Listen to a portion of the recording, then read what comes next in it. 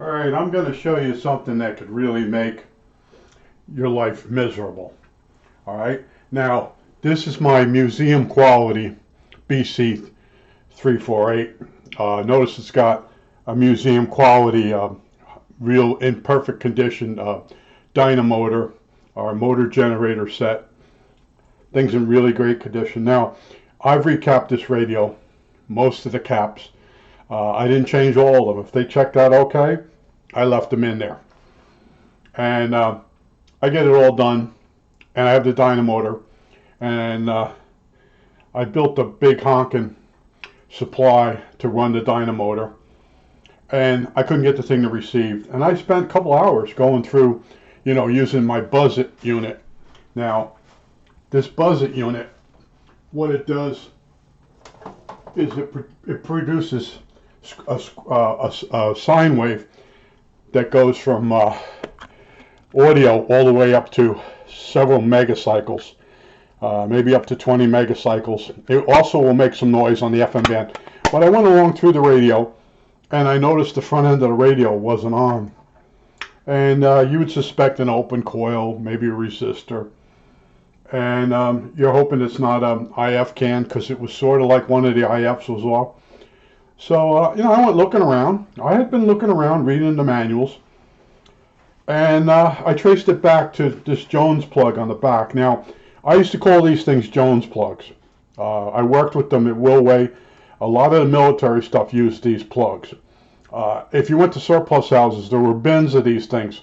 So many different configurations. Some of them have the pins turned sideways. They're almost impossible to find now. But you can use these slide-on connectors. It's on pretty tight. Well, anyway, you make up a thing. Well, you see this jumper? This jumper is between pins 2 and 6. And this turns the front end on the radio. And you say, why would you want that? Well, during transmit, you want to turn the receiver off, so you don't feed back to yourself, okay? And that's the jumper. This is what this when it goes to this back plate. Goes over to the transmitter, and when you go into transmit position, it shuts the radio off. Now, my other unit that I got a second BC 348. It's a J model. It received when I turned it on. I didn't have to put the jumper in there. So it's possible somebody had added this jumper in. Now, I want to tell you, one of my videos, I mentioned this, and one of the big mouths, or the big heads, oh, everybody knows that, right? They don't know. And you're watching this video going, I didn't know that. You could get one of these units in mint condition sent to you. You could have a dynamotor in there, hook on 24 volts DC here, plus and minus. It spins up, you put your speaker on, you add your antenna, and the radio is dead. All right? Because you're in it for the radio. You're not in it to troubleshoot it. So you're sitting there, what did I do wrong? And the guy that sells you the radio, he's totally forgot the fact that you have to put a jumper on this, or it has to be hooked to a transmitter. All right? That's the stuff that happened. I guarantee you there are BC 348s sitting in cellars in a box in a puddle of water because no one ever told the guy he needs the jumper. That's the trick. Now, once you know you need this jumper, you can go back through the schematics and see that it does turn the front end on and off. Now, I don't know about the J model, okay? And I haven't, the J model has been modified for 6 volts. I unmodified it for 24. I got it working with my homemade power supply. But it is possible somewhere soldered between these 2 points is a jumper wire. So on the other side of the coin, you get one of these radios that's been bodged, and you're trying to hook it up to the transmitter, and you're wondering why you can't get the radio to turn off. And there's other ways around that, but that's because someone has put a jumper somewhere. But I want to show you there are tricks to everything, and I do watch the other people's videos, and they don't show you any tricks. They're just massaging the radio. Look what I have. Ooh, there's so many of those videos. The guy will have a sideband station on, and he's tweaking the BFO a little bit, and that's the video. That doesn't do you any good at all, okay?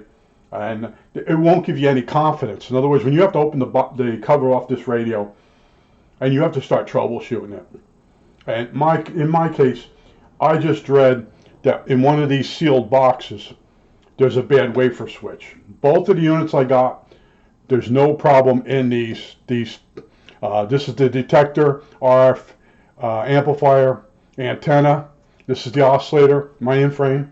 Yeah. In other words, one of these boxes is, you got to take it apart, and there are hatches on it that you may get to see the part that's bad that you have to clip out, and you can. But in other words, both units I got very lucky. I got unlucky in the fact that the last unit I bought, I was in a hurry trying to buy it. It was a buy it now on eBay, and it was a good deal, so I thought. And I was jumping between pictures, and never realized the guy had taken all the tubes out. And then when I got the unit, it was jammed. Okay, and then I loosened the front knob, and it started working. But what it was a blob of solder was actually down in one of the gears. I actually found the blob of solder. Got that all working. Then the BFO knob wouldn't come off the radio, and I had to the BFO knob had moved, and I couldn't retighten the screws. I couldn't get them off, so I had to cut it off with Dremel. I did a video on that. I show you what I actually have to do on these radios, and I tell you some of the tricks. I showed you the power supply that you're going to have to make. I showed you a power supply that you're going to have to build, the size of it in order to run the dyno motor. I'm doing totally different what those other guys do. You know, I could, after I get this working, I could do a whole video and show you all the things this radio can do. But that's not what I'm about. I'm the guy, when I used to work with people, and they would say, I'm going to do some painting this weekend. And you'd say to them, you're going to use latex paint? And the guy goes, yeah. I said, do you know it's water soluble? Really? I said, yeah, you clean the brush with water. This is years ago now. And you get I always use terps. I always use, it's unbelievable. These people are out there. And my friend had a hardware store, and people would come on in there and buy paint thinner. They would go over to a really expensive paint store. They'd come home and they want to thin the paint out, and they'd add turpentine to latex paint, and it gets all blotchy. And then they come in the hardware store and they're telling us the story, and I said, what did you thin the paint out with? And he goes, I use terps. And I said, you use water on latex paint. Well, I never heard that. I've been using terps for years and never had a problem. They're out there, okay? I'll tell you exactly the moment I found out that these latex acrylic paints are water soluble. I was going to DuPont Graphics up the highway, up Route 46, and they moved around a lot. Really beautiful store for drafting stuff. And I went in there, and I'm buying these little paintbrushes. And the second time I went back for some more paintbrushes. They were cheap because it was a graphics place. And the girl goes, you're going through a lot of paintbrushes. I said, well, I don't like to clean them. I said, I don't like to get involved with turpentine. She says, no. She says, these new paints, these acrylic latexes, which almost seem like nail polish, she says, that's water soluble. I go, you're kidding me. She goes, no. So I learned it. I didn't know. She told me. And in this case, you say, oh, a girl had to tell me. Well, she was concerned that I was using too many paintbrushes. And she gave me the secret. You know, in my mind, everybody was using turpentine. Now, the thing that turned me off to turpentine is my father would take a paintbrush, put it in a can with turpentine, drill a hole through the handle, and put a nail through it, and let it sit in the terps until the terps evaporated, okay? He'd do that time after time after time. And I'd say to him, you know, you're not going to clean that brush out. No, I'll get to it. A month later, that paintbrush would be sitting in that can with the nail through it. And then if you pointed it out to him, he didn't even remember putting the brush in the can with the turpentine. So in my head, I had this image of turpentine being a pain in the ass.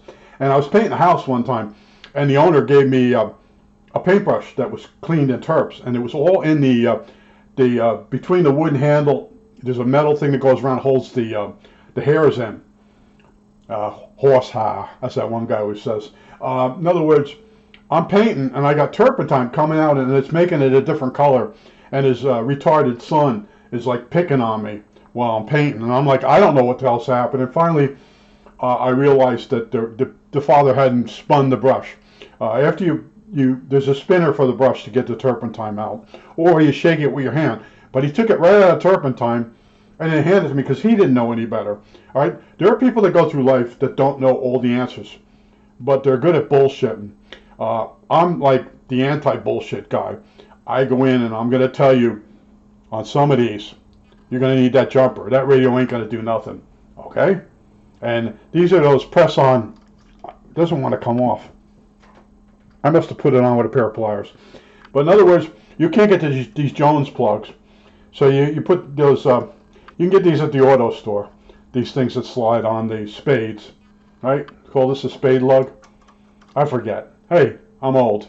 I just want to tell you, but I'm just, the whole reason for this video is to tell you about the jumper.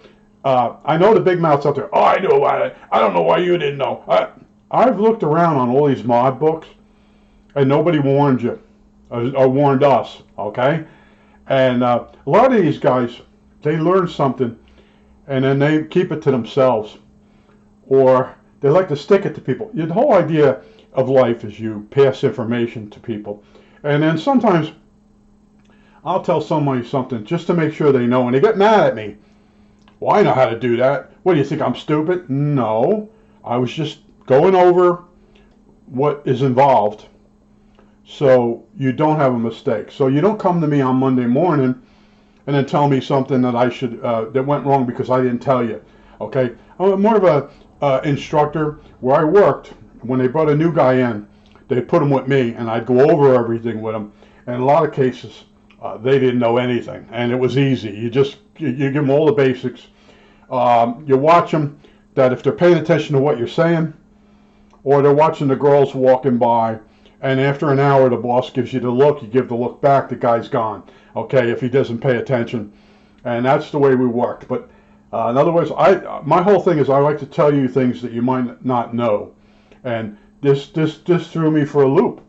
I had a front end that was dead. And I have no way to test tubes. So, I move along with this thing, bzz, bzz, bzz, from this, all the way from the audio, all the way back to the antenna. And I had a dead sections. And I'm like, oh boy. And I think you might see a voltage reading change. I don't know if they're switching the signal or maybe the screen voltage on the tube or whatever, how the hell they do it. But I'm just warning you, on some of them, you're going to need this. On some of them, the jumper's going to be there. So that can set you up for the screwing. You buy one of these radios, it's got a jumper somewhere inside that somebody added. The radio's working fine. Now you get another radio that's actually a beautiful, in perfect condition radio, and you turn it on and it don't receive. And it's all because the radio is cherry. It hasn't been bodged by anybody. And you're like, why doesn't it work? The guy told me this would work. Man, he screwed me. Meanwhile, you got a like this one. This is a museum piece that I got from the guy. And I thought he pulled a quick one on me, but he didn't. And I just had to recap some of the caps. And these are sharp radios. These are really something else. But I dread, if you ever got one, that the problem is in here. Because there's a long rod that goes through these. And there's a wafer switch in every one of these. And there's sets of coils. Go look at the schematic or the pictorial of what's inside of these things. See, I'm telling you different stuff than the other guys tell you. They're showing you it working. They got one from someone that already was working. They hook an antenna up, power supply, and then they're stroking it, showing you the controls and that. And you're like, well, I want to see it work. Because I always get those video comments, people. You don't show it work. How come you? Because I'm going after the guy that's got to actually fix one of these things, okay, and get his mindset set a certain way. Showing you a radio works on YouTube, how ridiculous is that? And the guy's showing you the antique radio, antique television set, and he's running a CD of like the Lassie or Mayberry RFD or some of the older shows. I laugh at that. After you're done with the video, you shut it off. You're like, what the hell was that? Guy didn't tell you how old the TV was. He didn't tell you if he restored it. It's just a program running on an old set. I think that's it. All right, that's it.